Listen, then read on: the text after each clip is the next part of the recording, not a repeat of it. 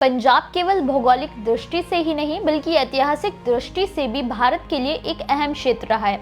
सबसे पुरानी और संपन्न हड़प्पा सभ्यता का पंजाब की धरती पर फलना फूलना हो या फिर सिख धर्म जैसे महान धर्म की स्थापना धरती पर हो। इन्हीं ऐतिहासिक धरोहरों में से एक है संघौल, जिसे कुषाण काल में महानगर का दर्जा प्राप्त हुआ था। यहाँ की खुदाई में एक तरफ जहाँ हड़प्पा सभ्यता के अवशेष मिले हैं तो वहीं मौर्य काल तक की भी निशानियां मिलती हैं। इतना ही नहीं, संघौल बुद्ध काल के समय में भी काफी अहम नगरी माना गया है, जिसका जिक्र कुछ चीनी यात्री हेन त्सांग ने भी अपने लेखों में लिखा है। अपने इस वीडियो में हम जानेंगे पंजाब की धरती से पहले महानगर संघौल के बारे में, कैसे महानगर कई कालों को खुद में समेटे हुए है, साथ ही कैसे संघौल कैसे बौद्ध धर्म की प्रमुख नगरी भी बन गया, इसके बारे में भी जानेंगे। चंडीगढ़ से करीब 42 किलोमीटर दूर NH5 के पास एक कस्बा है संघौल। जब आप संघौल को करीब से जानेंगे तो समझ सकेंगे कि ये कोई आज की नगरी नहीं बल्कि करीब 5000 साल पुराने इतिहास को खुद में समेटे हुए है। केवल सिखों के लिए ही नहीं बल्कि हिंद, पहलो, कन्फ्यूशियस, कुषाण, मौर्य, हूण, यवन और मुगलों का भी एक बड़ा इतिहास संघौल की भूमि से जुड़ा हुआ है। हड़प्पा सभ्यता की शुरुआत के समय से ही संघौल उत्तर भारत में सभ्यता और संस्कृति की धरोहरों में सबसे अहम नगर रहा है। संघौल की खोजबीन 4 चरणों में की गई है, जिसमें सबसे पहले 1964 में खुदाई की गई थी, जिसके दौरान कुषाण काल के अवशेष में पहली सदी से लेकर 3वीं शताब्दी ईस्वी के अवशेष प्राप्त हुए, जो बताते हैं कि तब ये शहर विकसित था और अपने चरम पर था।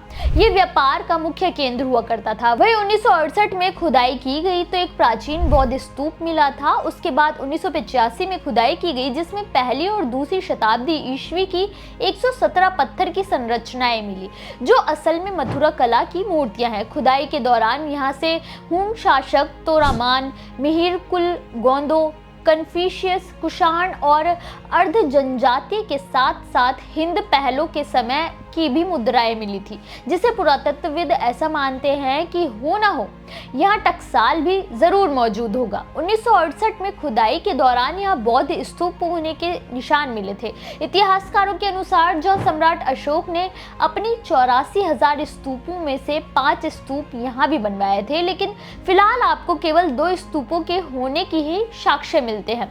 लेकिन बाकी के 3 स्तूपों को यहाँ के लोगों ने जाने अनजाने में नष्ट कर दिया था।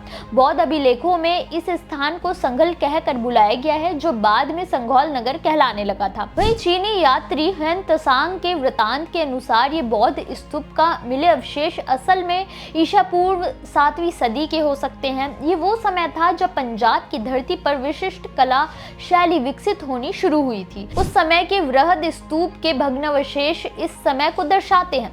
हालांकि हूणों के आक्रमण के कारण ये स्थान बुरी तरह से नष्ट हो गया था, जिसे अब तक कई बार बसाया जा चुका है। इस स्थान को लेकर एक दंत कथा भी है, जिसके अनुसार ये स्थान राजा भर्तरी की राजधानी हुआ करता था, जिसकी राजधानी संगलादीप हुआ करती थी। दंत कथाओं के अनुसार संघौल का ही प्राचीन नाम संगलादीप हुआ करता था। वहीं पंजाब की लोक कहानियों के रूप में बसंत का जिक्र मिलता है, जिसके अनुसार राजा भर्तरी के 2 बेटे थे, रूप और बसंत। दोनों की मां का निधन होने के बाद राजा ने दूसरी शादी कर ली थी, लेकिन सौतेली मां ने दोनों भाइयों को साजिश करके महल से निकलवा दिया। दोनों में एक भाई रूप महल पहुंच गया और दूसरा बसंत झोपड़ी में पहुंच गया, लेकिन दोनों भाइयों का प्रेम कम नहीं हुआ और दोनों ने सांसारिक मोह को छोड़कर आध्यात्म को अपना लिया था, जिसे आज भी पंजाब की लोक संस्कृति में गाया और सुना जाता है। संघौल की खुदाई में मिले अवशेषों को सहेजने के लिए यहाँ पर सरकार ने संघोष संग्रहालय भी बनवाए हैं, जहाँ आपको हड़प्पा से लेकर मौर्य काल तक के करीब 15,000 अवशेष देखने को मिल सकते हैं। संघौल आज के समय में एक महत्वपूर्ण पुरातत्व साइट है, जो इतिहास के उन पन्नों की कहानी कह रहा है जिसके बारे में शायद चर्चा भी ना की जाती हो। अपना महान इतिहास जानकर हमेशा गर्वित महसूस करवाने वाली ये धरती हमेशा खास है। भारत के इतिहास में पंजाब की धरती का योगदान जानकर आपको कैसा लगा, हमें कमेंट करके जरूर बताएं।